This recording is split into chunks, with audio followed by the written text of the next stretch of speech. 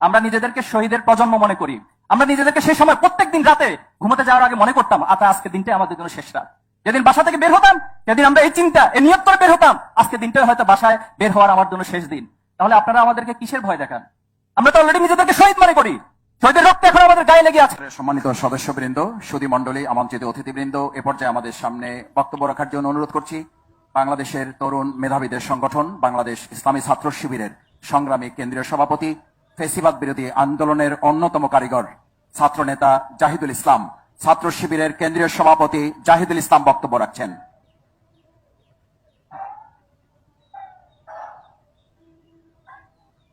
আলহামদুলিল্লাহ, ওয়াসসালাতু ওয়াসসালামু আলা রাসূলিল কারীম ওয়া আলা আলিহি ওয়া সাহবিহি আজমাইন।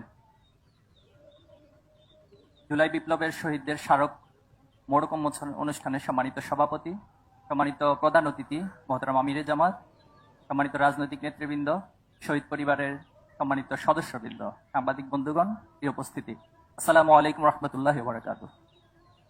আমি শুরুতেই ধন্যবাদ এবং কৃতজ্ঞতা জানাচ্ছি বাংলাদেশ জামাত ইসলামের প্রতি, ইসলামী ছাত্র শিবিরের পক্ষ থেকে, ছাত্র জনতার পক্ষ থেকে, শহীদ পরিবারের পক্ষ থেকে, সত্যিকার অর্থে বাংলাদেশকে যারা একটি সুন্দর সমৃদ্ধ দেশ হিসেবে দেখতে চায় তাদের সবার পক্ষ থেকে জামাত ইসলামীকে আন্তরিকভাবে ধন্যবাদ এবং কৃতজ্ঞতা জানাচ্ছি। ওনাদের পক্ষ থেকে এই সর্বপ্রথম শহীদদের স্মারক উন্মোচিত হতে যাচ্ছে, আলহামদুলিল্লাহ। সম্মানিত উপস্থিতি, আজকে এখানে আসার পরে শহীদ পরিবারের সদস্যদের কথা শুনছিলাম, শহীদদের পিতাদের কথা শুনছিলাম, সেই সাথে আন্দোলনের সেই সময়ের কথাগুলো আমার স্মরণ হচ্ছিল। আমরা যখন আন্দোলন ধাপে ধাপে সামনের দিকে অগ্রসর হচ্ছিল, একে একে শহীদদের সংবাদ প্রতিদিন আমাদেরকে সেই সময় আমরা পাচ্ছিলাম। আহতদের সারিগুলো অনেক লম্বা হচ্ছিল।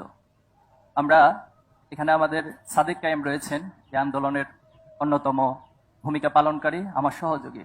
সেই সময় আমরা যখন বসতাম আমরা ভাবতাম এভাবে শহীদদের সারিগুলো আর কত লম্বা হবে, আমরা এই আন্দোলনকে আর কতদিন চালিয়ে নিতে পারবো, কতটুকুই বা আমাদের সামর্থ্য আছে।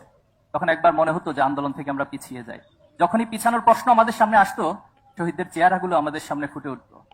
শহীদরা আমাদের দিকে তাকিয়ে তাকিয়ে বলতো যে যদি আন্দোলন থেকে পিছিয়ে যাওয়া হয় তাহলে কোন শহীদ পরিবারকে খুনি হাসিনা, ফ্যাসিস্ট হাসিনা ভালো থাকতে দিবে না কোনোদিন।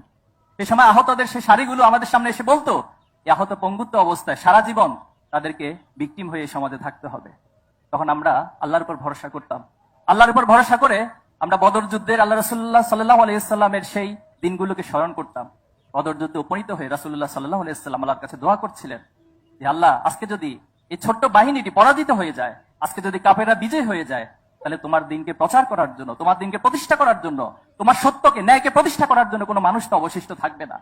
আমরা ঠিক সেই দিনগুলোকে স্মরণ করে আবার সামনের দিকে এগিয়ে যেতাম। এবং আমাদের অনেক ভাইয়েরা ছিল সারাদিন কিছু খায় নাই, রাত 12টা বাজে যখন জিজ্ঞেস করতাম যে ভাই আজকে কি কিছু খেয়েছেন, তিনি যে খায়নি সেই খাওয়ার কথাটাই তিনি ভুলে যেতেন। রাত 3টা বাজে ওনাকে মেসেজ করতেন, ভাই এখন আমাদের এইটা করণীয়, আমাদেরকে এই কাজটা করা দরকার। বলতাম ভাই আপনি কি ঘুমাবেন না? বলতে ভাই ঘুম তো আসে না, কোনোভাবে ঘুমের কথা চিন্তা মাথায় আসতে পারে না। আজকে সেই ত্যাগ, সেই কোরবানি, সেই রক্তের উপরে এদিনে আমরা এসে দাঁড়িয়েছি। আজকে শহীদ পরিবারের পক্ষ থেকে আমাদেরকে শুনতে হয় যে আমরা কার কাছে যাব, কার কাছে বিচার চাইব। আমি এখানে রাজনৈতিক নেতৃবৃন্দরা রয়েছেন, সবিনয় অনুরোধ করব, আপনাদের কোনো কথা, কোনো কাজে যদি জুলাই বিপ্লবের স্পিড বিনষ্ট হয় তাহলে আগামী দিন আপনাদেরকেও ছাত্র জনতা কাঠগড়ায় দাঁড় করাবে। এবং আজকে যারা রক্তের উপরে চেয়ারগুলোতে বসে আছেন, বাংলাদেশকে পরিচালনা করছেন, তাদের উদ্দেশ্যে সবিনয় বলতে চাই, এই চেয়ারগুলো সাধারণ কোনো কার্পেটের উপরে বসে নাই, কোনো ফ্লোরের উপরে বসে নাই, শহীদদের রক্তের স্তূপের বসে আছেন আপনারা। যারা বিচার করতে পারবেন না, যদি অপারগতা প্রকাশ করেন, তাহলে জাতির কাছে ক্ষমা চেয়ে এখনই সেই চেয়ারগুলো থেকে নেমে যান। কিন্তু এই চেয়ারগুলোতে বসে ফ্যাসিবাদকে পুনর্বাসন করবেন, এটা আমরা কখনো মেনে নিব না। আমরা নিজেদেরকে শহীদের প্রজন্ম মনে করি। আমরা নিজেদেরকে সেই সময় প্রত্যেকদিন রাতে ঘুমোতে যাওয়ার আগে মনে করতাম আজকে দিনটাই আমাদের জন্য শেষ রাত। যেদিন বাসা থেকে বের হতাম সেদিন আমরা এই চিন্তা, এই নিয়ত করে বের হতাম, আজকে দিনটাই হয়তো বাসায় বের হওয়ার আমার জন্য শেষ দিন। তাহলে আপনারা আমাদেরকে কিসের ভয় দেখান? আমরা তো অলরেডি নিজেদেরকে শহীদ মনে করি। শহীদের রক্ত এখন আমাদের গায়ে লেগে আছে। এজন্য আমি সবার কাছে দায়িত্বশীল, যারা দায়িত্বশীলতার জায়গায় রয়েছেন, এই শহীদের রক্তগুলোকে, শহীদের চাওয়া পাওয়াকে ফিল করে আপনারা দেশকে পরিচালনা করেন। ছাত্র জনতা আমরা সকলে আপনাদেরকে সহযোগিতা করব, কিন্তু এর ভিন্ন কোনো চিন্তা করলে আমরা আপনাদেরকে ক্ষমা করব না। এই প্রজন্মের ফ্যাসিস্ট হাসিনার যে পরিণতি ঘটিয়েছে আপনাদেরও ঠিক একই পরিণতি ঘটাবে ইনশাআল্লাহ। আমি শহীদ পরিবারের কাছে ক্ষমা চাচ্ছি। আপনাদের জন্য আমাদের অনেক কিছু করার রয়েছে।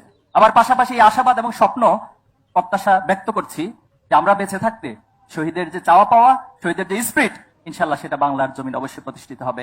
আগামী দিনে অবশ্যই প্রত্যেক শহীদের, প্রত্যেক গণহত্যার বিচার অবশ্যই সংগঠিত হবে ইনশাআল্লাহ।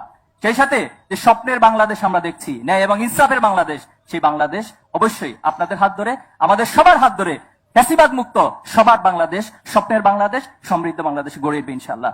আসসালামু আলাইকুম ওয়া রাহমাতুল্লাহি ওয়া বারাকাতুহু।